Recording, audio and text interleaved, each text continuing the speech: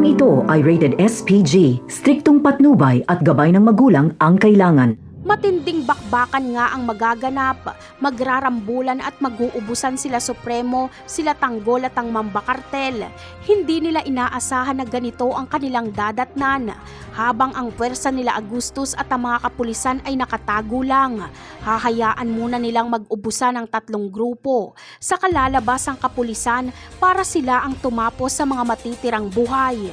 Ang matitira na lang na grupo ay sila Tanggol at Supremo.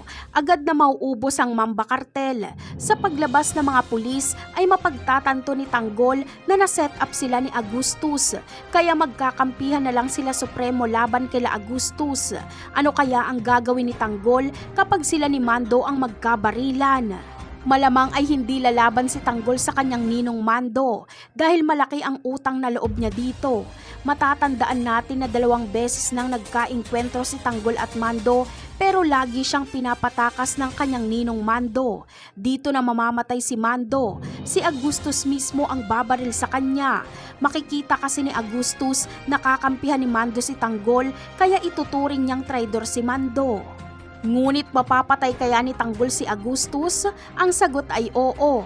At sa pagkamatay ni Agustus ay posibleng makabalik si Rigor sa pagkapulis. Papabor ang sitwasyon kay Rigor dahil siya ang papalit sa posisyon ni Colonel Suarez. Noong nasuspindi si Rigor ay si Tanggol ang naging dahilan para makapag-duty siya ulit dahil ito sa isinukong briefcase ni Tanggol noon. Ngayon ay si Tanggol na naman ang dahilan kaya makakabalik si Rigor sa serbisyo dahil si Tanggol ang papatay kay Agustus. Sa kabilang eksena naman ay nabisto na nga ni Ramon si David. Hindi maintindihan ni Ramon kung bakit gusto siyang patayin ang sarili niyang anak. Mapagtatanto niyang impostor ito dahil si Olga ang nagpakilala nito sa kanya. Matalino at tuso kasi si Ramon.